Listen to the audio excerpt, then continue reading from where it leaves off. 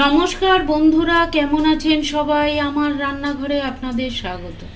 আমি আজকে লাল শাক রান্না করে দেখাবো। লাল শাক রান্না করার জন্য কড়াইতে আমি সর্ষের তেল দিয়ে দিয়েছি। শাক সবসময় সর্ষের তেলে করলে টেস্টটা ভালো হয়। আমি এর মধ্যে একটু বাদাম দিয়ে দিচ্ছি। বাদামগুলোকে একটু আমি ভেজে তুলে নেব। বাদামগুলো নিয়ে আমি তুলে নিয়েছি। এরপরে দিয়ে দিচ্ছি শুকনো লঙ্কা ফোড়ন। এবার দিয়ে দিচ্ছি রসুনটাকে আমি কুচিয়ে রেখেছিলাম। লাল শাক, কলমি শাকে একটু রসুন ভেজে নিলে তেলের মধ্যে দিয়ে খেতে শাকটা খুব ভালো লাগে, খুব সুন্দর একটা টেস্ট হয়, গন্ধটাও ভালো হয়। রসুনটা আমি একটু ভেজে নিলাম। রসুনটা একটু ভাজা ভাজা হতেই আমি এর মধ্যে দিয়ে দিচ্ছি লাল শাক। ধুয়ে রেখেছিলাম লাল শাকটা। এবার আমি এটার মধ্যে লাল শাকটা দিয়ে দিলাম।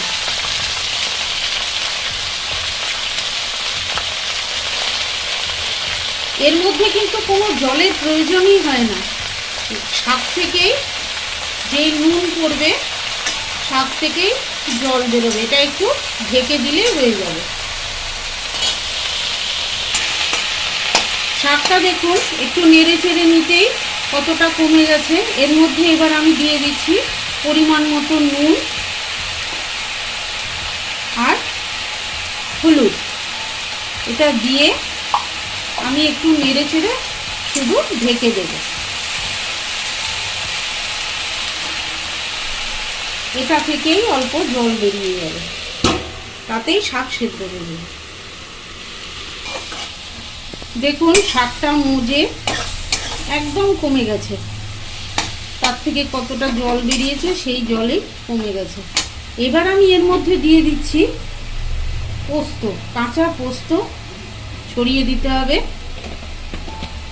আর দিয়ে দিচ্ছি ভেজে রাখা বাদাম। এগুলো আমি দিয়ে দিলাম। এবার শাকে সবসময় একটু চিনি দিলে শাকটা টেস্ট হয়, তাই একটু চিনি দিয়ে দিলাম পরিমাণ মতো। দিয়ে আমি এটাকে ভালো করে নেড়ে চেড়ে আর একটু ভেজে নেব।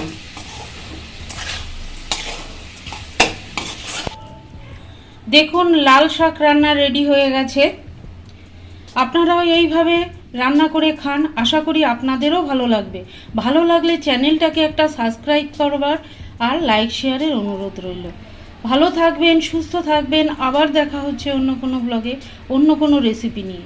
ধন্যবাদ।